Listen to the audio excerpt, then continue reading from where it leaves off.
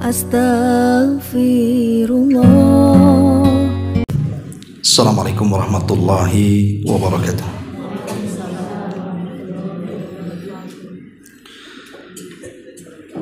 Bihamdillahi wassalatu wassalamu ala rasulillah wa ala alihi wa sahbihi wa mawalah wa la hawla wa la quwata illa billahi wa ba'du. Alhamdulillah, segala puja dan puji hanya milik Allah subhanahu wa ta'ala. Salat dan juga salam kita hadiahkan kepada Rasul kita Nabi besar Muhammad sallallahu alaihi wa ala alihi wasallam. Hadirin dan hadirat yang dimuliakan Allah subhanahu wa ta'ala, alhamdulillah di siang hari ini kita bisa duduk kembali untuk bertolabul ilmi di Saum Sunda Sawargi ini. Dan pembahasan di siang ini kita akan membahas satu tema yang sederhana tetapi insyaallah bermanfaat bagi kita. Sebuah hadis yang diriwayatkan dari Abi Hurairah radhiyallahu an, Nabi sallallahu alaihi wasallam bersabda, kalimatani khafifatani 'alal lisani, thaqilatani fil mizani, habibatani ilar rahmani, subhanallah wa bihamdihi, subhanallahil azim. Kata Nabi sallallahu alaihi wasallam, ada dua kalimat yang ringan di lisan namun berat dalam timbangan Allah subhanahu wa ta'ala dan dicintai Ar-Rahman Allah subhanahu wa ta'ala. Kalimat itu adalah subhanallah wa bihamdi, subhanallahil azim. Subhanallah artinya maha suci Allah, wa bihamdihi dan segala pujian hanya miliknya, subhanallahil azim segala maha suci Allah yang maha agung. Artinya dua kalimat ini dua kalimat tasbih. Jadi pembahasan di siang hari ini kita akan membahas tentang keajaiban di balik tasbih. Kenapa saya ingin mengangkat masalah ini? Karena tasbih ini berbeda dengan zikir. Memang tasbih itu bagian daripada zikir, tetapi dia lebih khusus lagi. Makanya Allah subhanahu wa ta'ala berfirman, ya ayyuhalladzina amanu dzkurullaha dzikran katsira wasabbihuhu bukratan wa asila. Wahai orang-orang yang beriman, berzikirlah kalian dengan zikir yang banyak dan bertasbihlah kepada Allah di waktu pagi dan petang hari. Lihat dalam ayat ini Allah subhanahu wa ta'ala mengeluarkan kalimat tasbih dari zikir, padahal tasbih itu bagian daripada zikir. Tapi Allah sendirikan di sini, wahai orang-orang yang beriman, berzikirlah kalian dengan zikir yang banyak dan bertasbihlah. Ini sama dengan firman Allah subhanahu wa ta'ala ketika Allah subhanahu wa ta'ala berfirman tentang kemuliaan malam Lailatul Qadar. Allah subhanahu wa ta'ala mengatakan tanazzalul malaikatu warruh, di mana para malaikat itu turun semua dari langit dan juga ruh. Apa yang dimaksud ruh di sini? Jibril. Lah bukankah Jibril bagian daripada para malaikat? Kenapa disendirikan? Kenapa tidak cukup kalimatnya tanazzalul malaikatu titik sampai di sini? Kenapa mesti Jibril dikeluarkan?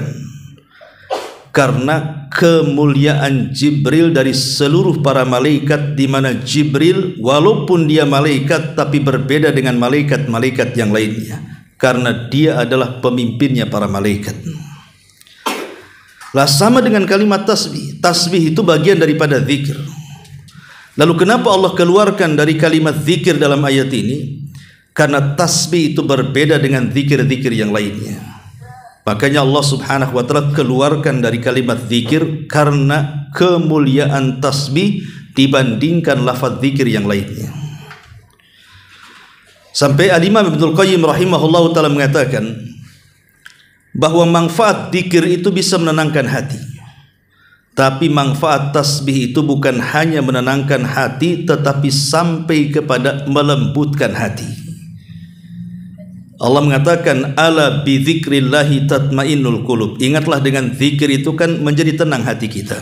Tapi kalau tasbih lebih dalam lagi. Bukan hanya tenang, tapi hati kita bisa dilembutkan. Makanya kalau hendak berzikir, maka gunakan lafaz-lafaz tasbih. Ma'asyiral muslimat yang dimuliakan Allah Subhanahu wa taala. Kita tahu bahwa di balik tasbih ini ada sesuatu faedah yang sangat penting saya sampaikan. Pertama, bahwa di balik tasbih ini bisa mengeluarkan kita dari setiap kesulitan yang kita hadapi di dunia. Masya Allah, jazakallahu. Satu aja ya, yang lain enggak kan? Jadi di sini saya ulangi bahwa tasbih, kalimat tasbih ini bisa mengeluarkan kita dari segala macam kesulitan. Kalau kita melihat sejarah Dhinnun, Nabi Yunus alaihi salatu wassalam, kita tahu bahwa Yunus alaihi salatu wassalam pernah terperangkap dalam perut ikan. Karena Allah Subhanahu wa taala menghukum Nabi Allah Yunus karena dia keluar dari kaumnya yang didakwahinya sebelum Allah mengizinkannya. Karena sifat manusiawi, Yunus itu punya emosi juga. Ketika sudah berdakwah bertahun-tahun, kaumnya tidak ada yang beriman. Makanya dia keluar dari kampung itu dan hendak mencari kampung lain.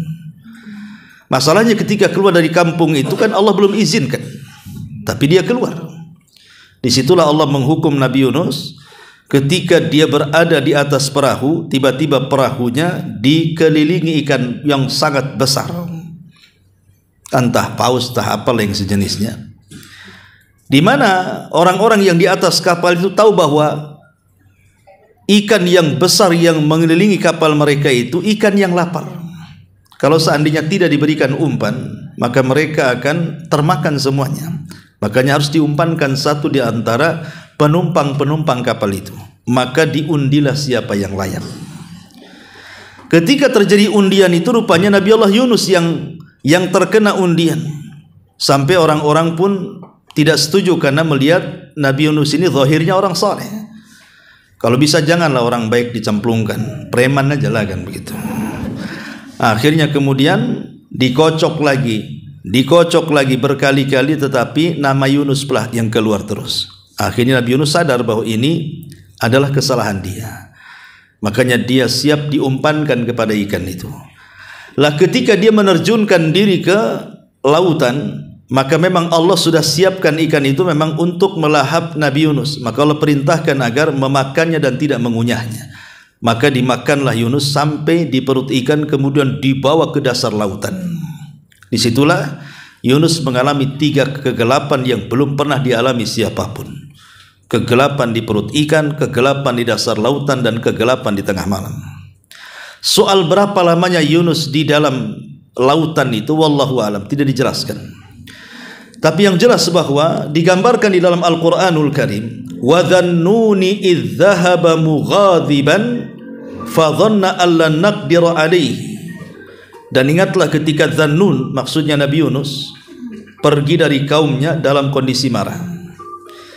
Dia sangka Allah Subhanahu wa taala tidak mampu untuk menyempitkan kehidupannya. Maka Allah katakan fanada fi dhulumati. Maka Yunus pun kemudian berdoa kepada Allah Azza wa Jalla dan berzikir di tengah-tengah kegelapan itu. Apa doa dan zikir yang dibaca Nabi Yunus? La ilaha illa anta subhanaka inni kuntu minadh dhalimin. Lihat di sini Nabi Yunus mengumpulkan 3 perkara. Pertama tauhid, yang kedua tasbih, dan yang ketiga istighfar. Jadi Nabi Yunus mengumpulkan 3 perkara itu. Pertama tauhid, la ilaha illa anta, tidak ada sembahan yang berhak disembah kecuali Engkau ya Rabb. Kemudian yang kedua tasbih, subhanak, maha suci Engkau ya Rabb. Kemudian yang ketiga istighfar, inni kuntu minadh dhalimin, sungguh aku mengakui dosa-dosaku, kezalimanku. Seolah-olah Yunus mengatakan, ampunilah aku meminta ampun kepadamu. Jadi Yunus mengumpulkan 3 perkara, tauhid, tasbih, dan istighfar. Tetapi bahasa Al-Quran yang lainnya, Allah mengatakan falaula annahu kana minal musabbihin, kalaulah Nabi Allah Yunus itu bukan termasuk ahli tasbih, bukan ahli zikir tapi ahli tasbih di sini, la labisa fi batnihi ila yaumi yub'atsun, maka Nabiullah Yunus akan tinggal di perut ikan itu sampai hari Allah membangkitkan kiamatnya. Lihat di sini, sejak Nabiullah Yunus terus membaca tauhid, tasbih, dan juga istighfar, akhirnya Allah mengabulkan keinginannya, maka Allah pun menyelamatkan Nabiullah Yunus, dan ikan pun naik ke permukaan kemudian memuntahkan Yunus, dan Nabiullah Yunus selamat dalam kondisi sehat walafiat. Dari sini kita tahu rahasia tasbih di sini, karena Allah membahasakan minal musabbihin. Yunus itu kalau bukan ahli tasbih, tentu dia tidak akan keluar dari perut ikan itu. Berarti di sini lafaz tasbih itulah wasilah Allah Subhanahu wa taala mengeluarkan kesulitan Nabi Allah Yunus alaihi salatu wassalam. Makanya kenapa Rasul mengatakan dalam sebuah hadis, jadi satu hari Utsman bin Affan radhiyallahu anhu itu sedang duduk-duduk di masjid. Datanglah, kalau tidak salah, Sa'ad bin Abi Waqqas atau Abdurrahman ibn Auf, tapi Sa'ad lah kayaknya. Jadi Sa'ad bin Abi Waqqas ini mengucapkan salam. Mungkin Utsman bin Affan ini lagi meleng mungkin ya. Jadi tak dengar atau gimana, tidak dijawab salamnya sampai 3 kali. Marah nih Sa'ad ini. Karena tidak dijawab salam, akhirnya kemudian mendatangi Umar bin Khattab, karena ketika itu Umar menjadi khalifah, dan melaporkan soal perbuatan Utsman di Masjid Nabawi, diucapkan salam 3 kali tak dijawab. Akhirnya dipanggillah tuh Utsman bin Affan tuh oleh Umar bin Khattab radhiyallahu anhu. Kemudian ditanya, wahai Utsman, kenapa kau tak jawab salamnya Sa'ad? Kata Utsman, aku tidak tahu, katanya. Kata Sa'ad, wallahi aku mengucapkan salam wahai Amirul Mukminin. Kata Utsman, aku tidak tahu, katanya. Jadi tetap membela diri. Utsman menganggap dia tidak dengar, mungkin lagi meleng kan itu ya. Sementara Sa'ad juga berpendapat dia sudah mengucapkan salam dengan lantang, tapi tak dijawab gitu ya. Akhirnya Utsman bin Affan radhiyallahu an baru teringat, oh boleh jadi ketika engkau wahai Sa'ad mengucapkan salam, aku sedang melamun, katanya. Kemudian Umar bin Khattab bertanya, apa yang kau lamunkan? Di sini Utsman bercerita, dulu di masa Rasul, beliau masih hidup, Rasul kan pernah berkumpul bersama kami. Kemudian Nabi SAW menyebutkan tentang satu doa. Siapa yang berdoa dengan doa itu, maka akan mustajab seluruh permintaannya. Ketika Rasul hendak menyebutkan lafadznya, tiba-tiba Nabi SAW kemudian disibukkan dengan Arab Badui, lupa dia menyampaikan itu, langsung balik pulang. Disitulah kemudian aku memikirkan apa yang diucapkan Nabi itu. Lafadz doa yang kalau diucapkan pasti mustajab itu. Lah disitulah tiba-tiba Sa'ad mengatakan, ya Utsman, aku pun hadir ketika itu, dan aku mengikuti Rasul dari belakang. Ketika beliau hendak sampai ke rumahnya, beliau dikejutkan dengan aku. Kemudian aku bertanya tentang lafadznya. Maka kemudian Rasul SAW menyebutkan lafadz yang disebutkan dalam Al-Quran, doanya Nabi Yunus, la ilaha illa anta subhanaka inni kuntu minadh dhalimin. Kata Rasul, tidaklah seorang muslim berdoa dengan doa itu kemudian meminta sesuatu kepada Allah, pasti akan dikabulkan permintaannya. Dari sini menunjukkan bahwa tasbih itu kalimat yang bisa mengeluarkan kita dari kesulitan. Coba saja kalau kita lagi ada masalah besar gitu ya, yang tidak bisa keluar dari masalah itu, perbanyak saja tasbih. Subhanallah wa bihamdihi subhanallahil azim, subhanallah wa bihamdihi subhanallah. Begitu terus. Ya. Kayaknya nggak yakin Ustaz. Iyalah, ibu nggak pernah mempraktekkan. Coba praktekkan. Kan belum dipraktekkan kok udah bilang nggak yakin kan itu. Kayaknya permasalahan saya nggak bisa dipecahkan dengan tasbih Ustaz kayaknya. Harus yakin yang buat masalah itu Allah. Dan yang mengangkat masalah juga Allah, dan Allah juga yang berikan solusinya kan. Dengan cara apa? Memperbanyak tasbih. Ya.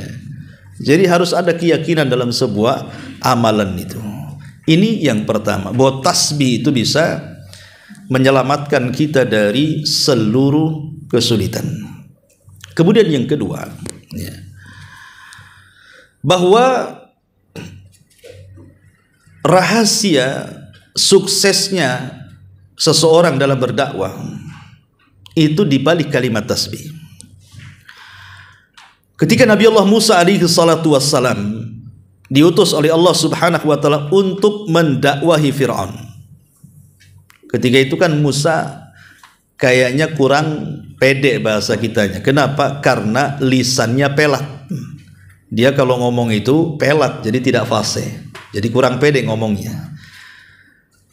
Sehingga dia berpikir untuk minta abangnya Harun yang ketika itu belum jadi nabi untuk menemani, karena Harun itu kan terkenal orator orangnya. Jadi dia meminta kepada Allah agar Harun diikut sertakan dalam misi dakwahnya menghadapi Firaun itu. Lah disinilah kemudian Allah Subhanahu wa taala menjelaskan dalam Al-Qur'an kisahnya, di mana dijelaskan di dalam surah Thaha, wa qala Rabbi israh li sadri wa yassir li amri wahlul 'uqdatam min lisani yafqahu qawli. Maka Musa pun kemudian berdoa kepada Allah Subhanahu wa taala, Rabbi israh li sadri, ya Allah lapangkanlah dadaku, wa yassir li amri, mudahkan urusanku, wahlul 'uqdatam min lisani yafqahu qawli, maka lepaskanlah ikatan yang mengikat lidahku supaya mereka paham ucapanku. Waj'al li waziran min ahli, dan jadikanlah penolong dalam dakwahku dari keluargaku. Harun akhi, dialah Harun saudaraku. Ushdud bi azri, supaya dia bisa menguatkan dakwahku. Wa asyrikhu fir amri, dan supaya dia bisa masuk dalam urusanku. Kemudian Nabi Musa mengatakan, kai nusabbihuka katsira wa nadhkuruka katsira, supaya dengan kekuatan bergabungnya Harun denganku dalam mendakwai Firaun itu, kami bisa lebih bertasbih lagi kepadamu dan bisa lebih banyak berzikir kepadamu. Sebagian ulama tafsir mengatakan, kata-kata Musa alaihi salatu wasalam, kai nusabbihuka katsira wa nadhkuruka katsira, supaya kami bisa lebih bertasbih lagi kepadamu ya Rabb, bisa lebih mensucikan kamu ya Rabb, dan bisa lebih mengingatmu ya Rabb. Maka ini adalah buah daripada dakwah. Siapapun yang ingin berdakwah, mendakwai seseorang, ya, maka sepanjang dakwah itu lafadkanlah lafaz tasbih, supaya bisa memudahkan urusan kita dalam menyampaikan hidayah Allah kepada manusia, sebagaimana yang dilakukan Nabi Musa dengan Harun. Pamannya ibu-ibu nih, mungkin di antara keluarga kita ini ada yang belum sholat, ya, mungkin orang tua kita, saudara kita, atau mungkin masih berbuat maksiat, dan kita ingin menasihatinya, tapi tak kunjung juga gitu hidayah menyapa dia. Masih degil, masih keras kepala, masih keras hati kan itu. Cobalah kita lembutkan hatinya dengan cara apa? Dengan cara sebelum kita berdakwah kepada Allah, perbanyak ucapkan tasbih. Kita berzikir dulu kepada Allah Subhanahu wa taala, seolah-olah apa kita sambungkan kita dulu dengan Allah Subhanahu wa taala dengan cara berzikir, baru mengajak manusia kepada kebaikan. Itu yang dilakukan Nabi Musa dan Harun ketika menghadapi Firaun itu. Insya Allah lah gitu ya. Apalagi saudara kita kan bukan Firaun, Bu, ya kan? Artinya masih memungkinkan disadarkan. Dari sini ini diantara juga yang kedua manfaat daripada kalimat tasbih ini. Ini yang kedua. Kemudian yang ketiga, manfaat kalimat tasbih ini, ketika ada seorang nabi dari nabi-nabi Bani Israel, ketika itu dia sedang duduk di bawah pohon, tiba-tiba datang seekor semut menggigit kakinya. Kesakitanlah sang nabi ini karena digigit semut, menunjukkan nabi itu tidak punya kesaktian seperti dukun gitu ya, kebal bacok, kebal ini, digigit semut saya sakit nabi itu. Jadi marahlah dia, saking marah dia pulang, kemudian dia ambil api dan hampir membakar satu kampung sarang semut itu. Bayangkan, yang salah satu semut mau dibakar pula kampungnya. Dari sinilah kemudian Nabi SAW mengatakan dalam hadis Abu Hurairah radhiyallahu an, inna namlatan qarasat nabiyyan minal anbiya fa umira bi qaryatin namli fa uhriqat. Sesungguhnya ada seekor semut yang menggigit satu nabi dari nabi-nabi Bani Israel, maka dia hampir membakar satu kampung semut. Maka Allah wahyukan kepada nabi ini lewat Jibril. Kemudian Jibril mengatakan kepada nabi ini, fi anqarasatka namlatun ahlakta ummatan minal umami tusabbih. Wahai nabi, apakah gara-gara seekor semut yang menggigitmu engkau akan membakar satu kampung semut? Jangan, karena semut-semut itu adalah umat dari umat-umat yang banyak bertasbih kepada Allah Subhanahu wa taala. Jadi semut-semut itu adalah umat yang bertasbih. Jangan kau bakar atau jangan kau hancurkan, jangan kau musnahkan tuh satu kampung semut, karena mereka umat sama dengan kita, mereka umat yang bertasbih. Bahkan semut-semut itu juga yang mendoakan kita dengan tasbihnya. Ingat hadis Nabi SAW yang mengatakan bahwa orang-orang yang mengajarkan manusia kepada kebaikan, maka bukan hanya ikan-ikan di dasar lautan, tapi semut-semut dalam lubangnya, mereka memintakan ampun akan dosa-dosa kita kepada Allah Subhanahu wa taala, karena mereka umat yang bertasbih. Ya, makanya jangan sekali-kali membunuh semut yang tidak bersalah. Ibu lagi nyapu ya, tiba-tiba adalah itu semut satu kurang ajar gitu ya, semut merah, gigit pula kaki ibu, masuk ke kaos kakinya ya. Setengah mati itu mengeluarkan semut dari kaos kaki itu. Akhirnya marah, ambil baygon, semprot semua satu rumah kan, biar mati semuanya. Tidak boleh ibu ya. Lihat nabi ini, ketika dia gara-gara satu semut yang salah, harusnya kan dia saja kambing hitamnya. Kenapa semua semut di kambing hitamkan sama dia? Jadi cukup disapu saja keluar gitu ya, disapu saja, atau kalaupun memang ingin tidak membunuhnya, diseblok sajalah pakai air kan itu. Kalau disemprot pakai baygon apalagi pakai api itu kan bisa membunuh mereka semuanya. Nah, jadi itu juga salah satu contoh bahwa tasbih itu bukan hanya amalan manusia, tapi tasbih juga amalan seluruh makhluk hidup yang Allah ciptakan. Bukan hanya semut, bukan hanya ikan gitu ya, semuanya. Dan itu Allah katakan dalam Al-Quran, wa im min kulli syai'in illa yusabbihu bihamdihi walakin la tafqahuna tasbihahum, kan begitu. Dan tidaklah segala sesuatu yang Allah ciptakan itu kecuali mereka bertasbih, tapi kalian tidak paham tasbih mereka. Sebagian ulama mengatakan bahwa kalau seandainya Allah perdengarkan ini kayu di depan kita ini bertasbih bu, maka ibu akan mendengar kayu ini mengucapkan kalimat alhamdulillah. Jadi tasbihnya binatang itu memuji Allah, tasbihnya makhluk itu memuji Allah dengan ucapan alhamdulillah. Jadi kalau kursi yang ibu duduki itu Allah takdirkan ibu diperdengarkan dengan tasbihnya kursi, maka kursi itu akan mengucapkan alhamdulillah, dan begitu seterusnya. Jadi tasbihnya mereka dengan cara memuji, sebagaimana kita juga sama. Makanya di sini Rasul mengatakan subhanallah wa bihamdihi subhanallahil azim, kan itu ya, maha suci Allah dengan segala pujinya dan Maha Suci Allah yang Maha Agung. Ya. Ini juga di antara faedah yang ketiga. Faedah yang keempat, ya, bahwa tasbih itu wasiat Nuh kepada putranya. Jadi ketika Nuh alaihi salatu wasalam sebelum wafatnya, maka Nuh kemudian mengumpulkan putranya. Berapa putra Nuh? Putra Nuh itu 3 yang Islam, ya. Pertama Ham, yang kedua Syam, dan yang ketiga Yafis. Adapun Kan'an itu kan kufur. Jadi Nuh ini menasihatkan salah satu putranya dan mewasiatkan. Dan itu disebutkan dalam Musnadnya Imam Ahmad dan juga Imam Bukhari dalam Adabil Mufrad dari hadis Abdullah ibn Amr ibn As radhiyallahu an.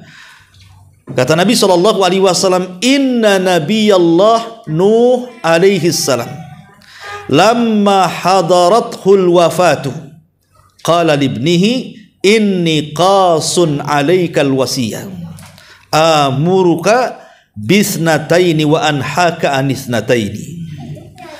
Sesungguhnya ketika Nuh menjelang ajalnya, maka Nuh kemudian memanggil salah satu putranya dan mengatakan, aku wasiatkan engkau hai putraku dengan wasiat. Pertama, wasiat Nuh itu, aku perintahkan dengan 2 perintah dan aku larang dengan 2 larangan. Aku perintahkan dengan 2 perintah dan aku larang dengan 2 larangan. Adapun 2 perintah, kata Nuh alaihi salatu wassalam, amuruka bila ilaha illallah walau anna samawati sab'i wal aradina sab'i kunna fi kifatin wa la ilaha illallah fi kifatin la rajahat bihinna la ilaha illallah wa amuruka bisubhanallah wa bihamdihi fa innaha tasbihu kulli syai'in wa biha yurzaku kulli syai'in wa anhaka an isnataini anisyirki wa anil kibri. Jadi Nuh alaihi salatu wassalam mengatakan kepada putranya, aku perintahkan kalian dengan 2 perkara. Pertama, perbanyak ucapan la ilaha illallah. Karena kalau seandainya seluruh lapisan langit dan seluruh lapisan bumi diletakkan di satu timbangan dan la ilaha illallah diletakkan di neraca timbangan satunya, tentu la ilaha illallah jauh lebih berat dibandingkan langit dan bumi. Saking agungnya kalimat itu. Kemudian Nuh alaihi salam mengatakan, dan aku wasiatkan engkau untuk memperbanyak subhanallah wa bihamdihi, karena kalimat ini adalah tasbih seluruh makhluk Allah, dan dengan kalimat itulah Allah berikan rizki kepada seluruh makhluknya. Lihat di sini Nuh mewasiatkan kepada putranya untuk memperbanyak tasbih. Kemudian Nuh menyebutkan 2 alasan di situ. Pertama itu tasbih seluruh makhluk, dan yang kedua dengan kalimat itu Allah berikan rizki kepada kita. Jadi kalau ibu sambil usaha atau bapak-bapak sambil usaha, sepanjang jalan ketika usaha, entah mungkin dia ya supir taksi, mungkin tukang ojek, mungkin buka warung, mungkin bisnis apa gitu. Lah saat kita bekerja itu, kalau lisan kita mengucapkan subhanallah wa bihamdi subhanallahil azim, subhanallah wa bihamdi subhanallahil azim, justru kalimat itu bisa melancar jayakan usaha. Karena Nuh alaihi salam yang mengatakan wa biha yurzaku kulli syai'in, dengan kalimat itu Allah berikan rizki segala sesuatu. Ya, jadi dari sini dipahami bahwa kalimat itu bisa melancarkan tuh. Nih kok nggak laku-laku lah ini bakwan ini. Coba tasbih. Udah betasbih Ustaz, tak ada juga orang jualan. Besok lagi. Jadi harus yakin, insya Allah. Karena kalau tidak yakin repot ya. Kalau tidak yakin itu repot. Karena bagaimanapun Rob yang kita ibadahi itu adanya adalah dengan keyakinan bahwa Allah itu ada. Maka jangan beribadah kecuali dengan keyakinan juga. Ya. Jadi intinya di sini bahwa tasbih adalah wasiat Nuh alaihi salatu wassalam kepada putranya. Kemudian di antara faedah tasbih juga ada satu kisah menarik. Ya. Dahulu di zaman Imam Ahmad, ibu bapak yang dimuliakan Allah Azza wa Jalla, Imam Ahmad ini kan imam ahli sunnah wal jamaah.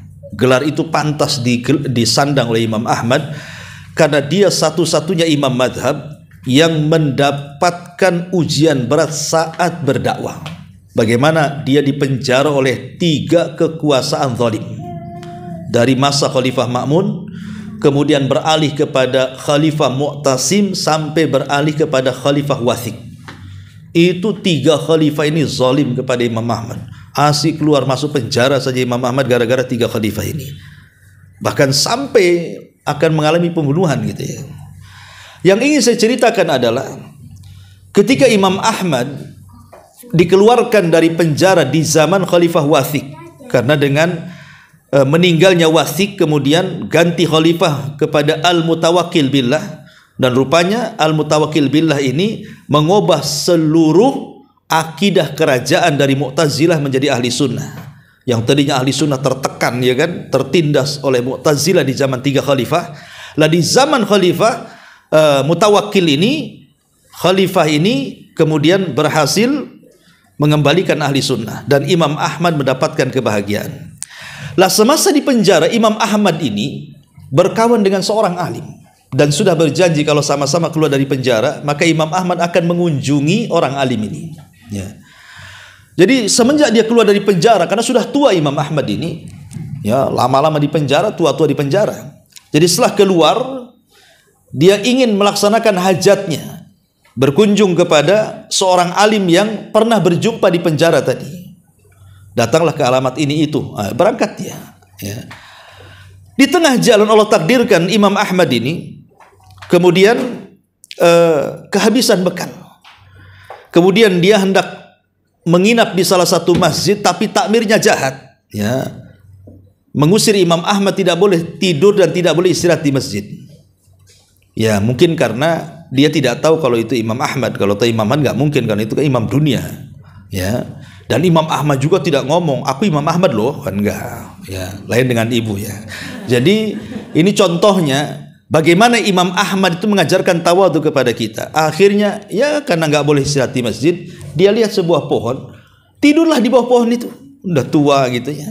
Tiba-tiba datang anak muda penjual roti, lewat di situ. Rupanya dia seorang talabul ilmi, lihat ada orang tua kasihan gitu kan, akhirnya dibangunkan, diminta untuk istirahat di rumahnya. Maka dengan senang hati Imam Ahmad beristirahat di rumah anak muda penjual roti itu. Lah di sini terjadi takjubnya Imam Ahmad kepada anak muda itu. Setiap hari dia bertasbih. Jadi lisannya itu subhanallah, subhanallah bihamdi, subhanallah bihamdi, terus saja bertasbih. Waktu dia membuat roti, mengadon roti, berangkat, pokoknya tidak pernah dia itu tidak bertasbih. Jadi Imam Ahmad kan otomatis respect kan. Apa dia ada hajat atau ada cita-cita atau ada keinginan yang belum terpenuhi sehingga dia sampai seperti itu zikirnya, bertasbih tidak henti-hentinya gitu ya. Jadi sampai satu hari setelah beberapa hari Imam Ahmad sudah sehat, sudah ingin menemui, sudah ada bekal ingin menemui. Jadi Imam Ahmad penasaran kepada anak muda itu dan mengatakan, wahai anak muda, aku lihat lisanmu itu tidak pernah kering daripada tasbih. Apa kamu ada hajat kan itu? Maka anak muda itu mengatakan, iya wahai kakek, katanya, aku sebenarnya punya cita-cita tapi belum Allah kabulkan. Makanya aku terus bertasbih kepada Allah Subhanahu wa taala, mudah-mudahan dengan wasilah tasbihku ini Allah kabulkan permintaanku. Jadi kata Imam Ahmad itu, apa keinginanmu? Kata anak muda ini, aku ingin berjumpa dengan seorang alim, katanya. Alim itu sudah tua dan dia berada di penjara, entah macam mana hidupnya, katanya. Kalau aku berjumpa dengan dia, aku akan peluk dia, aku akan cium dia, aku akan belajar seumur hidupku kepada dia. Jadi Imam Ahmad mengatakan, siapa orang alim itu? Saya pun pengenlah kan itu. Anak muda ini mengatakan, namanya Ahmad ibnu Hanbal, katanya. Supaya di depannya Imam Ahmad kan itu. Dia tidak tahu depannya Imam Ahmad itu. Ya. Kata Imam Ahmad, ana Ahmad ibn Hanbal, katanya. Saya Ahmad ini, saya Ahmad, katanya. Ya percaya nggak percayalah anak muda itu. Ya. Setelah memastikan dia Imam Ahmad, langsung merangkul dia, memeluk dia, dan setelah kejadian itu anak muda ini tidak pernah lepas dari Imam Ahmad dan menjadi murid kepercayaannya. Sehingga setelah Imam Ahmad meninggal, dia menjadi ulama besar. Saya lupa namanya ini. Ya. Lihat bagaimana kisah ini mengatakan apa? Bagaimana tasbihnya setiap hari, akhirnya cita-cita yang selama ini tidak dikabulkan Allah kabulkan. Jadi kalau kita dipunya cita-cita, perbanyak tasbih saja, gitu maksudnya. Ya, insyaallah nanti Allah Subhanahu wa taala akan arahkan ke pengabulan doa. Ya, sebelumnya saya minta maaf Ibu Bapak, ini saya baru ditelepon ini. Ada kawan-kawan dari Singapura sudah nunggu di pelabuhan sini mau dijemput ya. Jadi saya lupa juga tadi mau diliburkan sebenarnya, nggak enak. Nggak apa-apa lah sih, buat kultum sajalah, kuliah terserah antum kan. Jadinya ya saya minta maaf tidak terjawab karena sudah ditunggu. Subhanallah bihamdika asyhadu an la ilaha illa anta astaghfiruka wa atubu ilaik. Allahu ta'ala. Assalamualaikum warahmatullahi wabarakatuh.